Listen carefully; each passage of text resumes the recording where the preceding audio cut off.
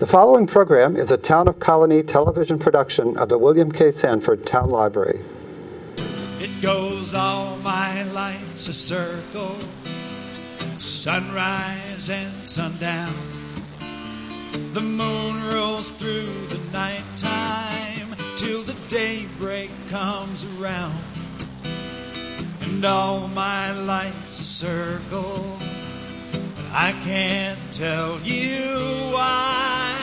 Seasons spinning round again, the years keep rolling by. Welcome to Story by Story, celebrating the human spirit. I'm Kate Dudding. Unfortunately, Joe Doolittle is unable to be with us today, but we will soldier on. This is a program about stories and the uses of stories and the joy of storytelling. Today we have as our guest my first storytelling teacher, Janine Laverty from Saratoga Springs. Welcome, Janine. Thank you, Kate. When I'm introduced as somebody's first storytelling teacher, my shoulders always sag. But my head should lift with pride, right? Yes, yes, and that I'm still telling stories. That's, you get a gold star for that. And that I am too. Yes, and that you are too. Yes, I started when I was 45, and so it's been a while. But and now Janine is one of the organizers of the storytelling open mic at Cafe Lena. So your work in storytelling has grown since we first met. Well, yes, and partly thanks to you, Kate, who nominated me for the National Teaching and Storytelling Award, whatever it's called now. Service to the Community Award. To the regional. For my storytelling workshops. Mm-hmm. Yeah. Yes. Well, I would say over half of the members of Story Circle have been taught by you. So we are honored to have you with us, and I'm so grateful that you were so close to me, and that Lois Foyt Hodges, when I said, which I knew were from another, we played recorders, which is a musical instrument, sort of like a clarinet but without the reed. Anyways, she was a librarian, and I knew she did something with storytelling. I said, I really want to learn about storytelling. And she said, oh, you should come to Janine Laverty's workshop. Oh, you just missed the one in October. But she has another one. Oh, Lois had already been to a lot by then. Yes. Wow. Oh, yes. Gosh. This beloved history of all the people. Byron Petroja, who is from Syracuse area. Okay. I went to some of your workshops. Yeah.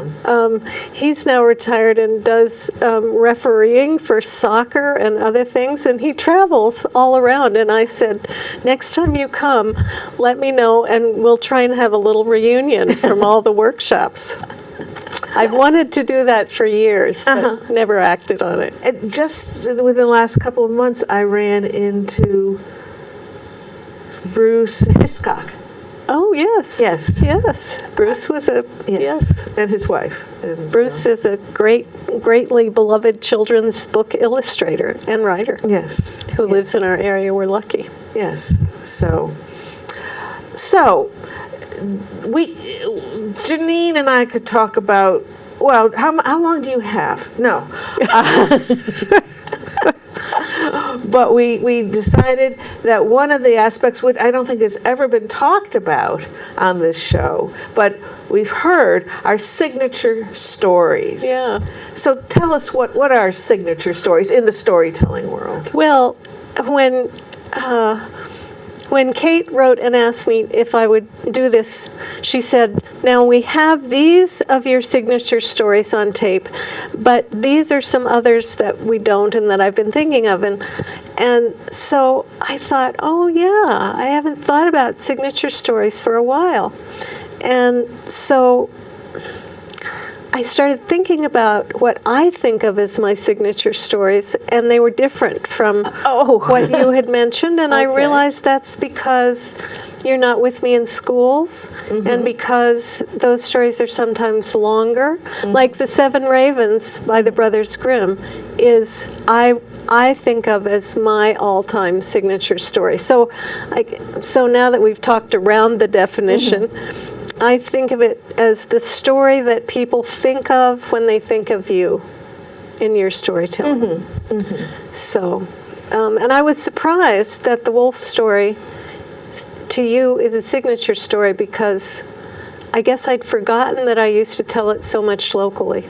Well, I remember seeing you on stage at Cafe Lena telling it, and you did such a wonderful wolf stretching. As I wrote you that, I'm going, oh, she must have had a German Shepherd, or known a German. No dogs growing up. Oh yes, I had dogs growing up on the farm, but nothing remotely Oh. German Shepherd. No. Okay, so I had a coonhound, and my dad's dog before we got Pluppity was Bootsy, and Bootsy hated me and always sat. Well, he only liked my dad. He was one of those amazing little watchdogs. He looked like a fox. He didn't have any tail, but he was that color. And he would always sit underneath the flower boxes that were outside the porch door when you went into the house, and guard the house. And for years, he growled at me when I tried to go in the house. I was afraid of him. So I had those two dogs. So the growling maybe came into that story. Yes, From and the Bootsy. fierceness, the fear, definitely. So a signature story, it just came to me. It's like Jimmy Buffett's Margaritaville. Okay. That would be a signature song if you were using the term signature.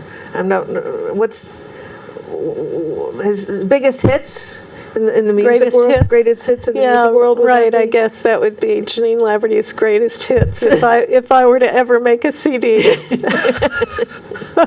which I have steadfastly refused to do, although I was close to doing it once. Stories of Home. Yeah. So. Oh, I just finished reading a Donald Davis book. Stories from My Daddy. I've forgotten what the title was. Yeah. And I thought, oh, Janine and Joe would like to read this. Right. And that's what I left home. I knew I had forgotten something, but I'll see you again. So. Well, I made a real effort with my dad to tape him and ask him as many things as I could about growing up on the farm in Iowa, about the Lavertys, about the Canadays, which is my grandma Laverty's birth family. And then, of course, as soon as my dad died, there were all these questions that came up. And fortunately, he had a first cousin who outlived him by several years. And then I interviewed Delmer, and he took me all around the neighborhood, because what I didn't have clear from Dad was the place. We would drive by, those people of, my dad died at 92, almost 20 years ago. The people of that generation referred to the properties along our roads in Indianola as the so-and-so place, the Butcher place, the Harvey place, and that's what I hadn't asked my dad. And so I asked Delmer to take me around and identify all those places. And then, of course, I ended up taping many, many more things with Delmer and gave those tapes to his children. So the Murphy place.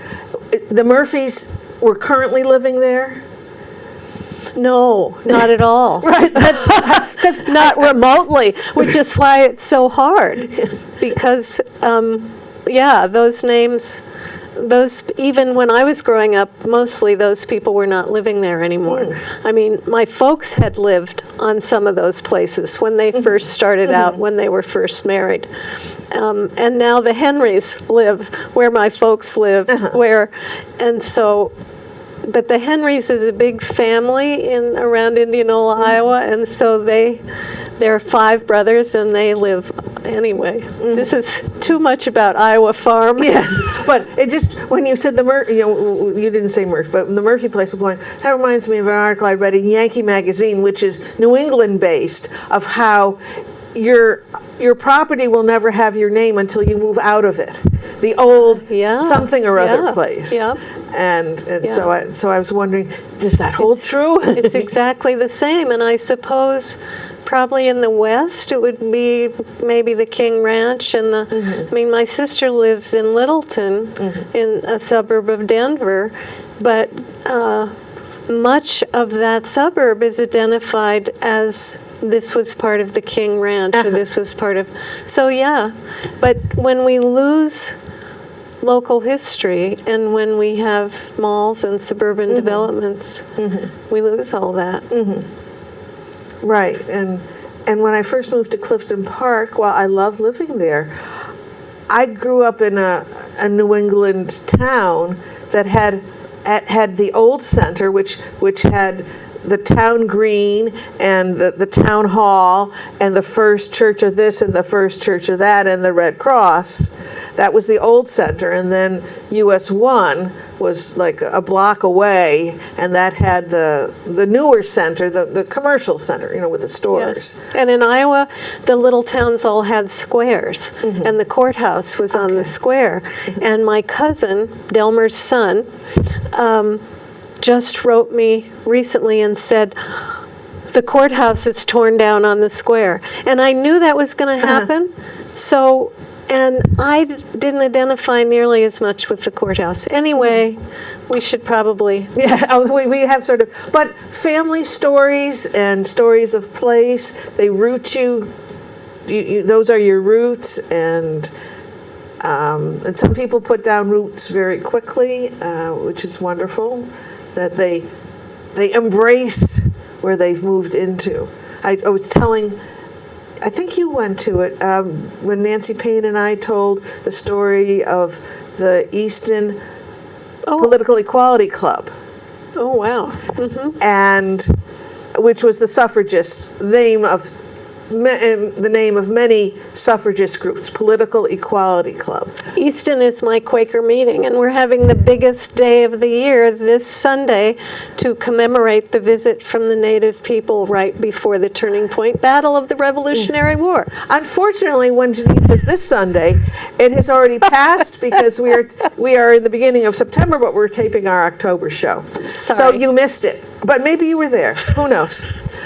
I had a point. Sorry, Easton Political Equality Club. Right. And so after we've done it twice now, but after we told it the first time, a woman came up to me and said, I moved here 10 years ago, and it's so wonderful to hear the stories of our town. And I went, she has moved in. And then there was somebody else who came up to me and said, I portrayed one of the founders of the club.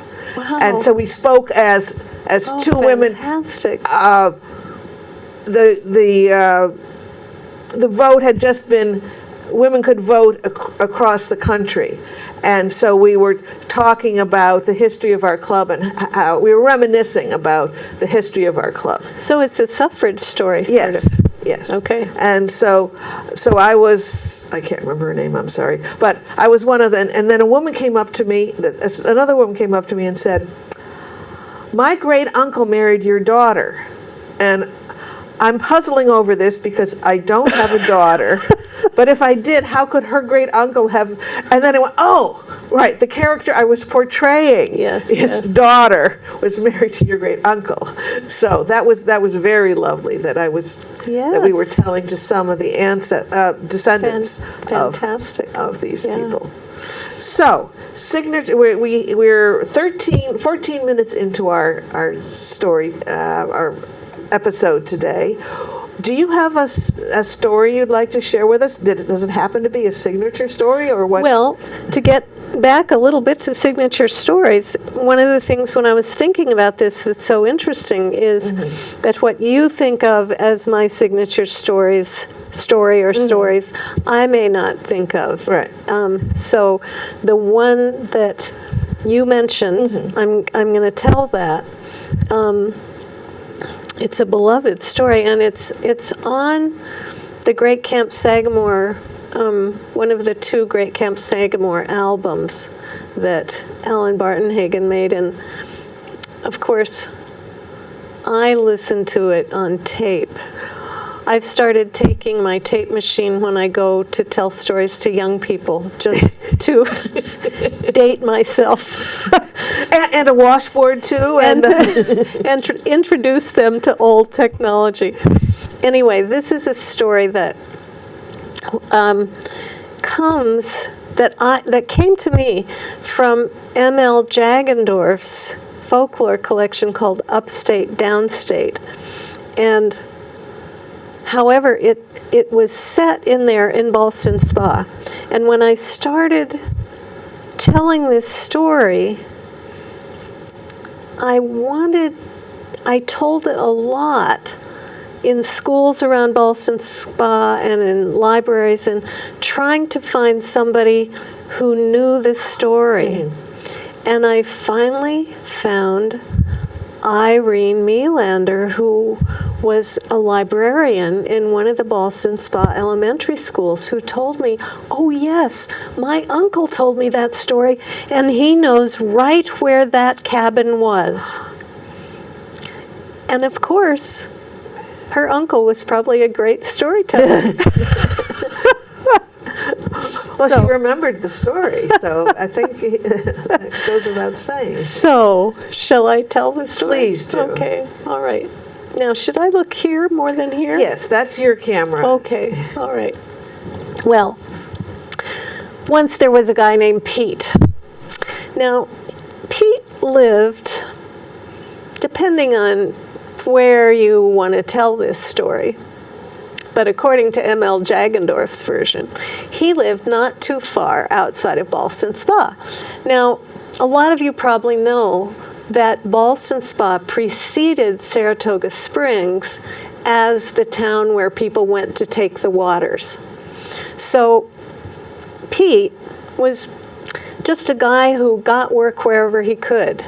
And in the summer, when all those fancy folks from New York and Boston came to Ballston Spa, to Saratoga, to the Adirondacks, Pete would get work in one of the hotels as a cook. He was a good cook. He was also a good Adirondack guide, so he would take people fishing and hunting. But the thing Pete loved the most was playing his fiddle. And although there are a lot of fine fiddlers today that can make their living from that, Pete wasn't able to do that. When the fancy folks would go away, he would help people get in their wood, or he would help them press cider or pick apples. And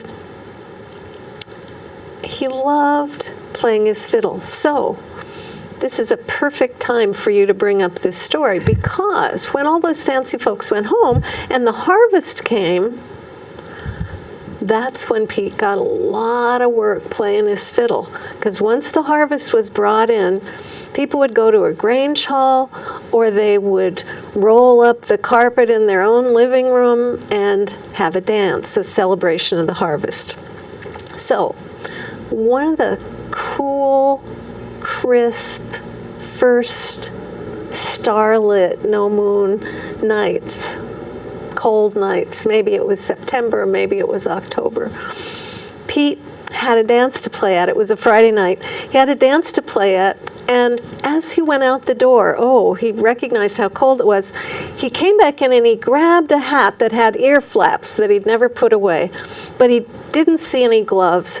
He had his fiddle, of course, wrapped in sheepskin. He put that under his arm, put his hands in his pockets, and headed off to the dance. And he played and he played and he played for as long as anybody wanted to dance. And when he started home, he thought he'd take a shortcut through the woods. And he hadn't gotten much out of the gas lamps of Ballston Spa when underneath the ear flaps of that cap, he heard a sound that he didn't like very much. and he lifted up one of the ear flaps with the hand that wasn't in his pocket holding his fiddle. He tried to say, oh, it's just dogs. It's just dogs. But Pete was a guide, and he knew it was not dogs. It was wolves howling in the woods.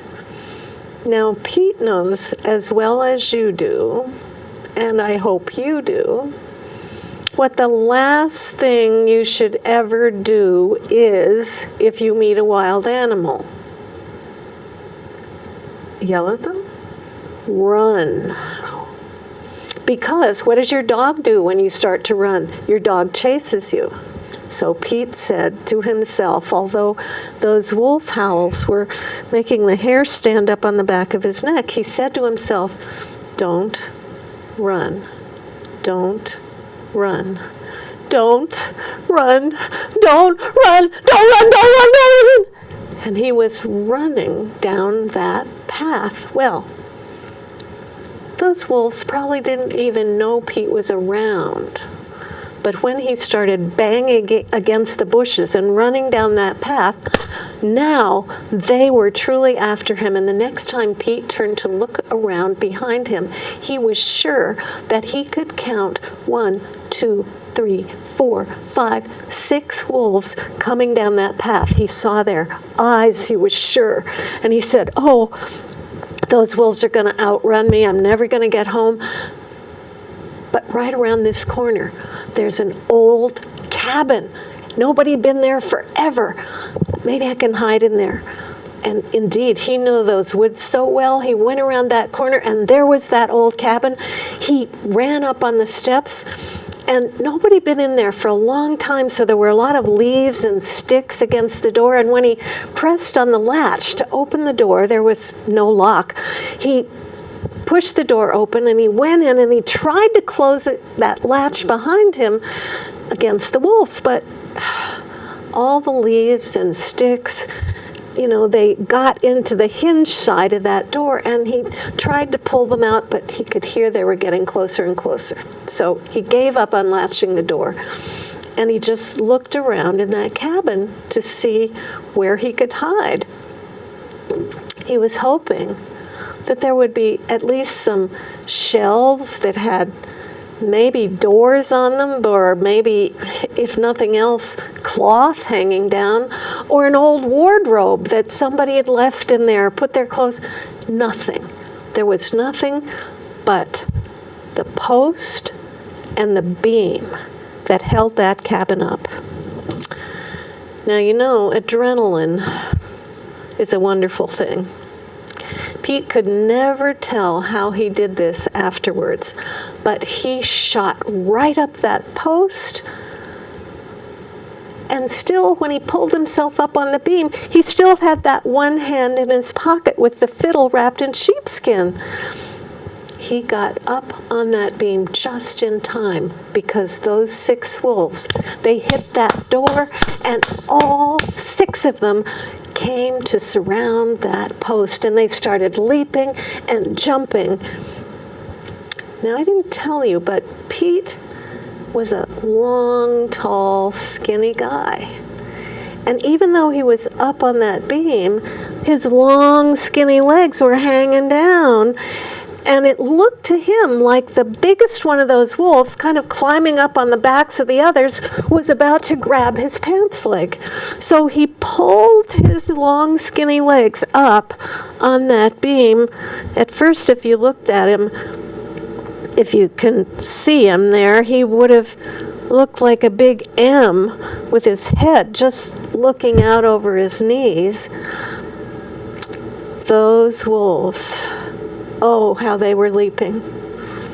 Their wolf breath was coming up in the air toward Pete.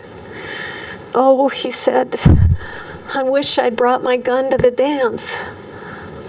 But of course, even if the fiddler is well known, he's not going to be let in if he has his shotgun. Pete teetered up there, and then he thought, well, the human folks like my music. Maybe the wolves will too.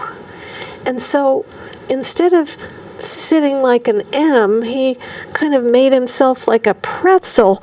He crossed his legs on that beam and then started to pull his fiddle out from under his arm.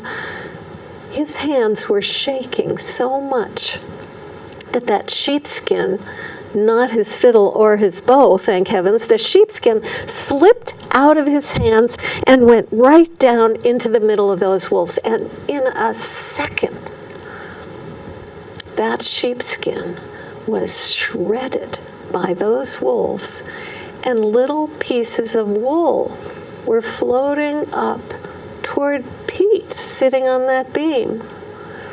"Oh," he said, "little pieces of Pete gonna be floating in the air." And with that thought, he put his fiddle under his chin and he began to play the first thing that came into his mind. It was Turkey in the Straw. Oh, thank heavens the wolves don't know these words. The wolves stopped leaping, howling, jumping, and just stood there on all fours, looking at Pete the way your dog maybe does when you do something funny that they've never seen you do, turning their heads one way and then another, and meanwhile,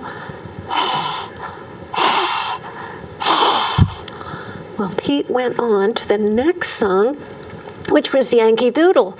Now, that might have made the wolves march around. I mean, if they were patriotic like we are when we hear Yankee Doodle marching around, they sat down.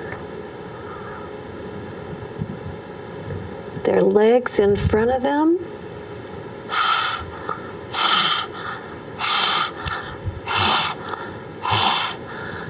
So Pete went right on to old Joe Clark.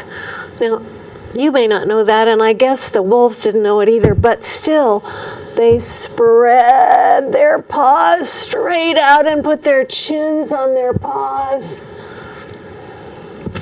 Pete had tamed those wolves, and he thought that that's how he would get through the night, and he did. He played one song after another on that fiddle until the gray light began to come in through the chinks in that cabin wall. Now you know that gray light of dawn is the coldest time of the night, the time that's been without the light of the sun for the longest time. And I don't know if it was because Pete's fiddle strings got too cold, or if they were too hot from his playing on them all night long, but all of a sudden, spring! One of Pete's fiddle strings snapped. Now, Pete was such a good fiddler that there was hardly a pause. He went right on. He could play almost as well on 3 strings. But the wolves, the spell was broken by that spring. They stood up. And then, spring! The second string broke. And then the wolves began to circle around, and when spring, the third string broke, those wolves were leaping and howling and reaching. And you might not have ever been able to hear this story because Pete might not have been around to tell it. Had not he had a job. Early that Saturday morning, folks were waiting for Pete to come and help them bring in their last load of wood. And finally, they'd said, "Oh, you know, that old fiddler. He probably stayed too long at the dance tonight. We can't wait any longer." And they got in their wagons and they headed off toward their woodlot, which brought them along the edge of the woods, where they heard a sound. Wolves howling in the morning? They knew something was amiss. And so they got out of their wagon and they had their shotguns and they started firing them into the air and following, oh, this is the path to that old cabin. Well, firing their shotguns in the air, they saw all 6 of those wolves shoot out that cabin door and disappear. And when they walked up and pushed open that door, there was Pete, just stretching out his legs for the first time all night long. Well, they helped Pete down, and there was no wood for Pete that day because he had a dance to play at that Saturday night. He went home for some rest. And when he got up that night, oh, he looked at his shotgun, how he wanted to take that with him. But he knew he couldn't get into the dance, so he went to a drawer and he pulled out the next best thing to protect him in case he met those wolves again. You might know what Pete put in his pocket. If we were really here together, you might shout out some of those answers. And some of you probably know that Pete put an extra set of fiddle strings in his pocket. So I'm telling you, if you're lucky enough to get to the first Clifton Park Contra, where George Wilson, one of our finest Adirondack fiddlers, will have already played by the time you hear this, or you hear John Kirk or Ed Lauman, you go up to them in the break and you say, "Excuse me," and point to their fiddle cases. "Do you have an extra set of fiddle strings in there?" And if they say no, you better tell them about Pete, because we've reintroduced wolves in the Adirondacks.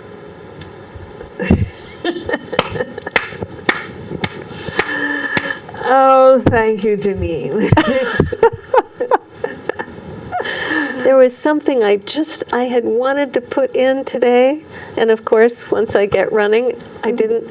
I was just up in Vermont in the Green Mountain National Forest walking on the Robert Frost Trail, and there are right now beautiful berries on the hobblebush, bright red berries. And I know the hobblebush mostly in the spring when it has big white flowers.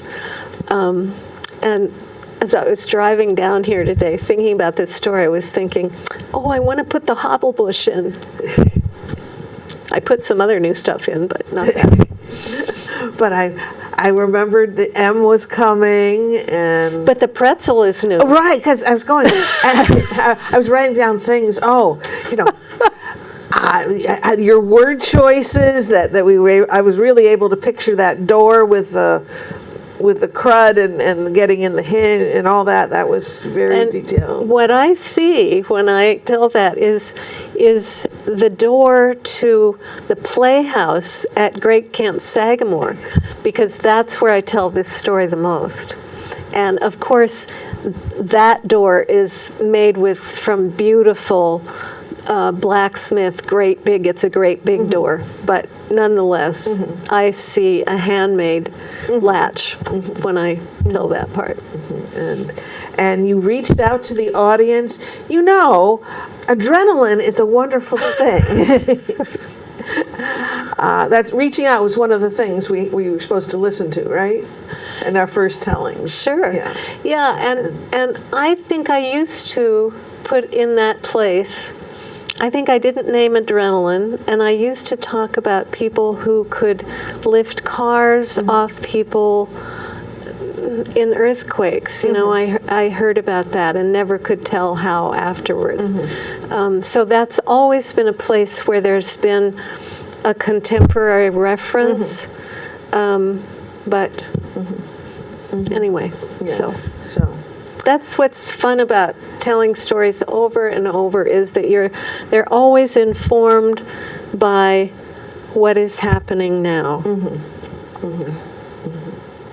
Yes, and the wolf spread. Did you have us talk about listen for the five senses, or? Oh yes. And I always teach that in our culture, our visual senses are much more called upon. And so if we can think of our five senses and put in sounds and smells particularly. I always used to teach about smells particularly because, and the way something feels. And I think the example I always used, and this is a smell that I love and I haven't smelled it for a long time, my Grandma and Grandpa Laverty's house, the basement had a certain smell. And whenever I go into a place that has that smell, which I haven't for a long time, and it's a kind of musty, wet smell, but I can't define it in words. But that smell brings me right back to that place. So if we can use senses that are not so overused in our culture, and ones that especially fragrances, smells, food smells, those things. Sprawling. Sprawling is something that I sometimes feel awkward about, and my daughter was with me in the car when I was practicing this story going up to Sagamore recently, Great Camp Sagamore, recently, and she burst into laughter when I got to the sprawlings. And she said, "That's my favorite part of that story." And I thought, okay, I'm going to. So now it's sprawling-oing, and sprawling-oing. Oh, gosh. Well, it's time for us to go to the current upcoming events that you'll have a chance to go to, perhaps. Events in October. And the first one is one that Jeannine is going to be participating in, the first annual Malta Cultural Arts Festival on Saturday, October 5th. Featuring, well, as you can see on the screen, featuring the Asian Cultural Chinese Dance Troupe, and Alex Torres and his Latin Orchestra, and Jeannine from Iowa. Well, I don't know if this actually is a cultural festival, and so she's hoping to highlight not Iowa, but other cultures. And of course, in schools, I still tell folk tales from other cultures, and so although I'll tell some farm stories, I'll probably also tell some stories from other cultures. But that time from 2:30 to 4 is going to be a combination of storytelling and then demonstration and having people create some of their own stories. And I've got a little thing that we can do together that I might do for that. That'll be a good example of what I'm talking about. You mean now, or? Well, we could do it now, or we could do it. Well, while we're talking about it, Yeah. a little short thing? Yeah, it's a Okay. little short thing. So this is from, I found this I Saw a Rocket Walk a Mile, which is Carl Withers. And it's a collection of kind of small folkloric things. So this is for you to participate in. And it's good, it's bad. Okay. So, two men went up in an airplane. It had a good motor. That's good. No, that's bad. The motor stopped turning. Oh, that's bad. No, that's good, because they had parachutes. Oh, that's good. No, that's bad. The parachutes didn't open. Oh, yeah, that's awful bad. Well, but no, that's really good, because right under them there was a big haystack. Oh, that's good. No, it wasn't so good. It was really bad, because somebody had left the pitchfork not in the haystack, but with the tines sticking up. Oh, that's bad. Oh, that's bad. But it was actually good, because they missed the pitchfork. Oh, that's good. No, that was bad. They missed the haystack. Oh, that's bad. Well, that's the end of what Carl Withers does. But I discovered that you can tell almost any story using that form. And one of the fun things that I used to do with third graders, actually, I'm not sure why, but I'm seeing it, is tell them a story and then have them retell that story using the good and bad form. So anyway, we might do something like that in the workshop part of my lecture, DEM storytelling at the Multicultural Arts. Yes. Saturday, October 5th. I'm from, yeah. And then on Sunday, October 6th, in Salem, which is northeast of Saratoga Springs, we have a spin-off from of word plays at Proctor's in Schenectady, word plays at the Cabaret at the Fort Salem Theater. And the topic on October 6th at 2 p.m. is Turning Points. And our storytellers will be Susanna Bartow, David Bain, Betty Cassidy, Margaret French, Marnie Gillard, Rock Kaufman, Nancy Marie Payne, and Sandy Schumann. Then that very next day in Schenectady will be the first Monday Tales and Stuff, an open mic for storytelling, music, and spoken word, 7 to 9 p.m. at the First Reformed Church, the Polling Chapel there.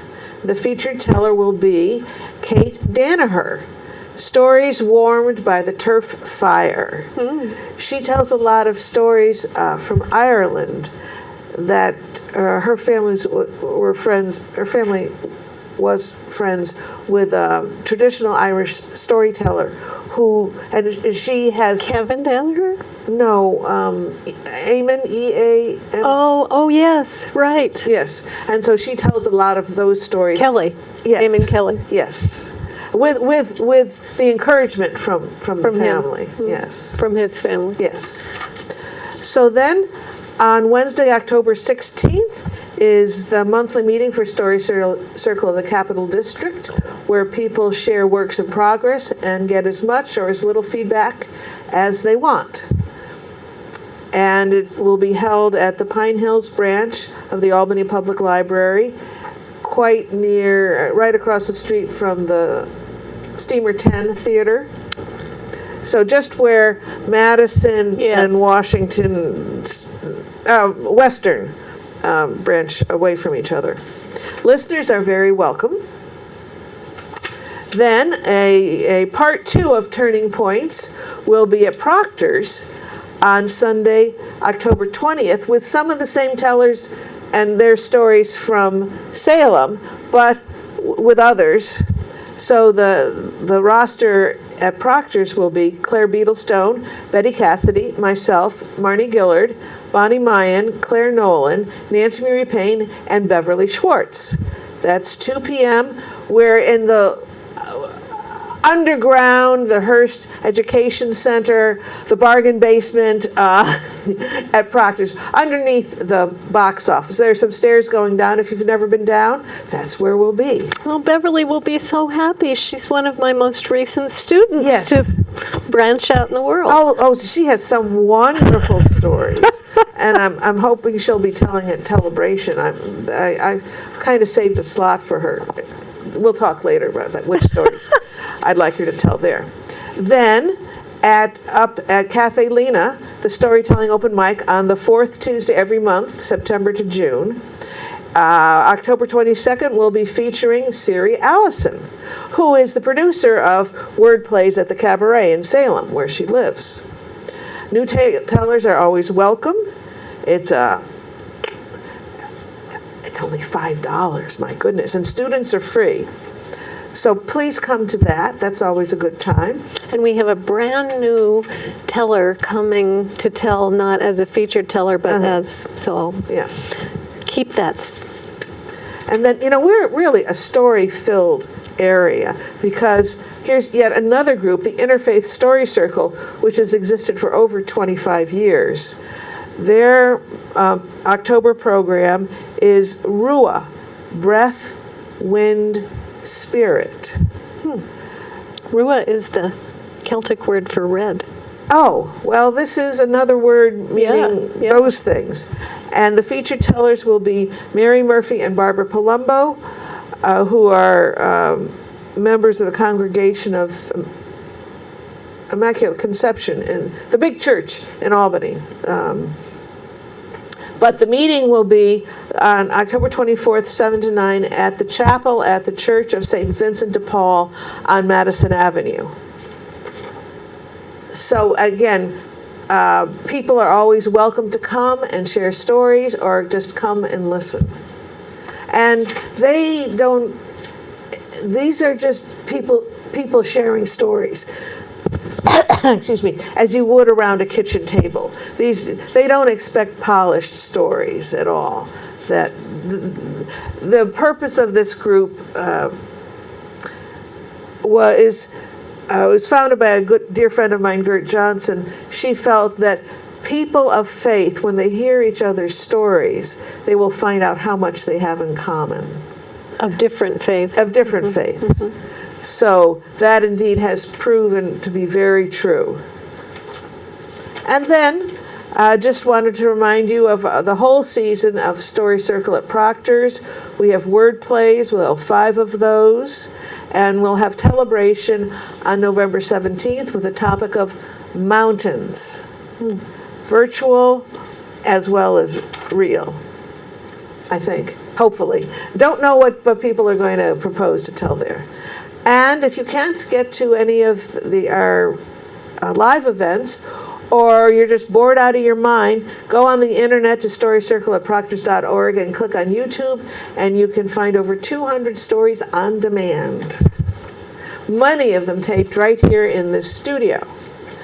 And if you want to see one of our shows, a number of them are now available at Story Circle at Proctor's, clicking on Story by Story, where you can find the whole episode available. So you'll hear us talking about stories as well as listening to stories.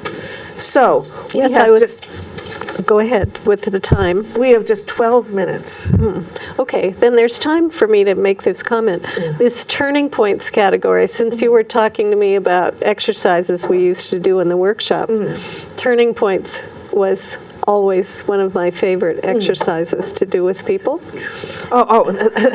And of course, we're coming up upon, but will have passed by the time, the turning point battle of the Revolutionary War at the Saratoga National Battlefield. Right. So, but when I visited Williams, I know. they talk about the turning point. I know, isn't that shocking when you go somewhere else and discover? But our view shed by the federal parks, that Saratoga battlefield is in the high category of military battlefields, at any rate. I don't have the right words for that. Okay, now we have 10 minutes. 10 and a half. Okay. So maybe we should just go right to another story from you. Yeah, I'd like to tell another one of, I guess this is a little different. If we were to say signature writers that we tell, those of us who tell literary stories, stories that someone else has written and that we have permission to tell.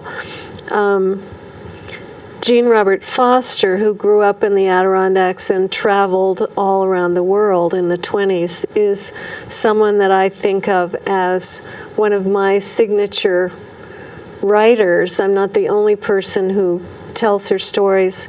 Eileen Mack also tells her stories, and Dan Bergeron, the wonderful folk singer, has written some songs from her stories. And we sometimes perform together. But anyway, I want to tell one of Jean Robert Foster's stories that is very dear to me because it connects to my farm life in Iowa. And that's really why I consider Jean Robert Foster one of my signature writers, is because now that I live here in the foothills of the Adirondacks and I do a lot of storytelling in the Adirondacks, when I discovered Jean Robert Foster's work, primarily in her book Adirondack Portraits, I met the people that I'd grown up with in Iowa. And even though we were flatlanders and they're mountain people, they were farm people doing the best they could to get by. So this is Jackson Balls. And this story is about Jean Robert Foster's father, but she talks sometimes in this story as if she's talking to him when he's still a boy.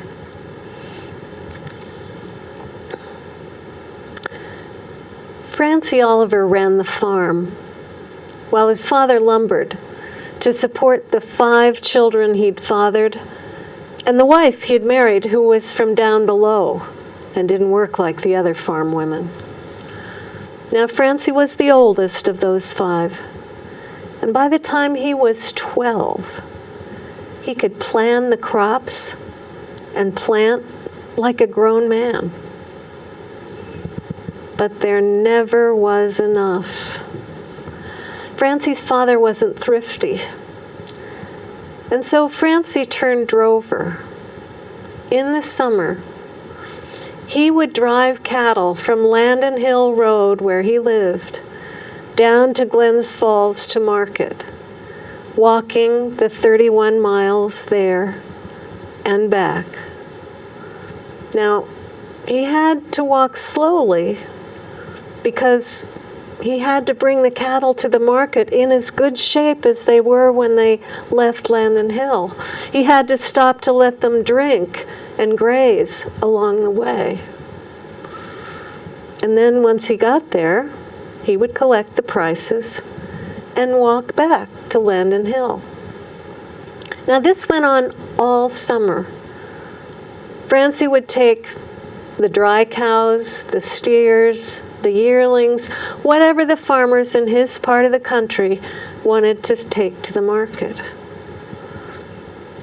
I said, "Didn't you get tired and hungry?" "Oh, yes," he said, but I get paid for driving. I get something I can put in my pocket. I get paid. And besides, when I get to Chestertown, I always stop at Remington's store, and I buy some Jackson Balls. I know just how many it takes to get me to Glens Falls and how many it takes to get me back home.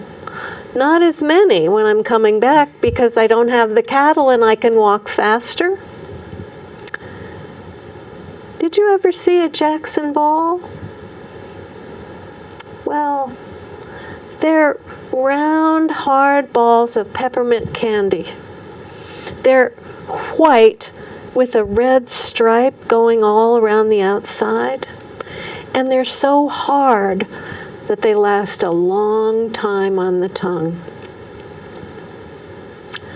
I never drive over Landon Hill Road, but I see in my mind's eye that shabby 12-year-old keeping the cattle in line for the long walk. And I remember those Jackson Balls, just a few pennies worth to keep him going on the trip. And his measuring the miles by their lasting. That's Jean Robert Foster's Jackson Balls. And that is right out of my childhood, driving cattle, not that far. And my mother was one of those farm women who didn't work in the fields like the other farm women. So. And you grew up on not a dairy farm. No. Yeah. I grew up on an Angus cattle farm. In fact, when we came to New York on vacation, that was when What's My Line used to be on television, and my dad applied to be on What's My Line as an Angus cattle farmer. Anyway, we had a homestead-size farm, 160 acres, but we also had the bottom land, which belonged to my Uncle Frank, who lived across the field. And so when the cattle when the water got dry at the end of the summer up on our farm, we would drive the cattle to the bottomland, which was much more moist and closer to the river. And that was my experience, not with driving them, but with stopping them before they, so that they wouldn't miss the turn down into the bottomland.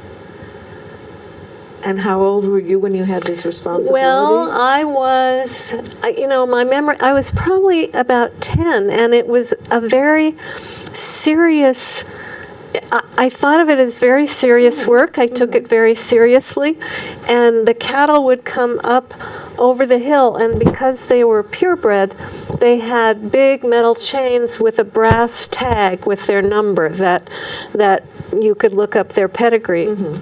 And so when I think of them coming over the hill where I went to a one-room schoolhouse, I can hear their feet on the gravel and the sound of those neck chains and the tags.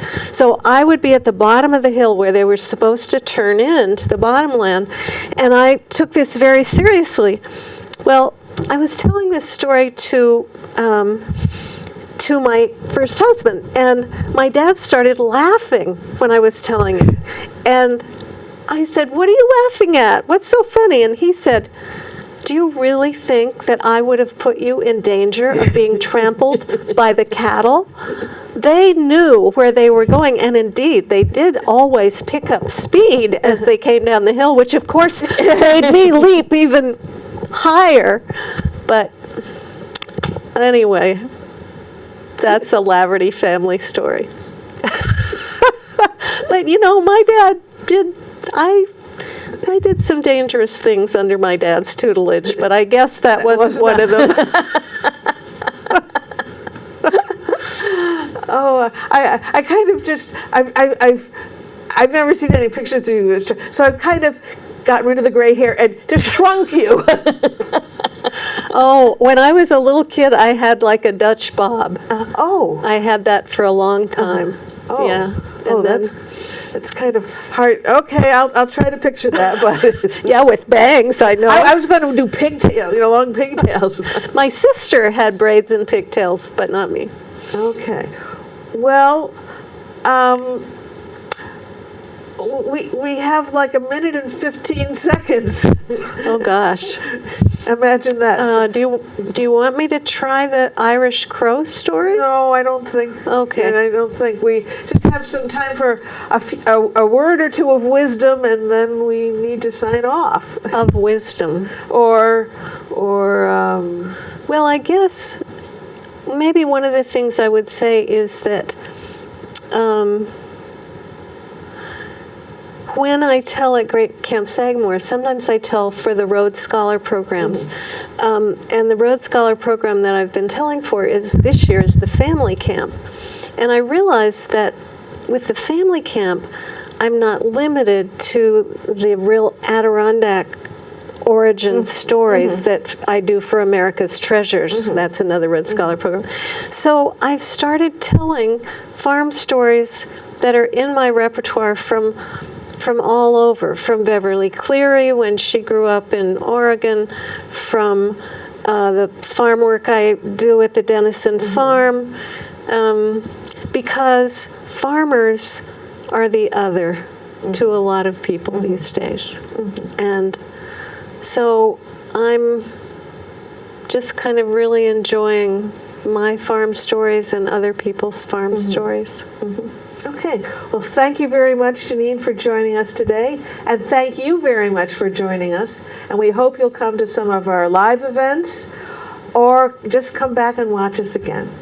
Thank you, Kate. Thank you. Story by story, celebrating the human spirit.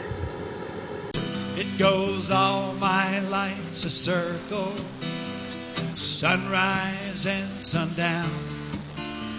The moon rolls through the nighttime till the daybreak comes around. And all my life's a circle, but I can't tell you why. Seasons spin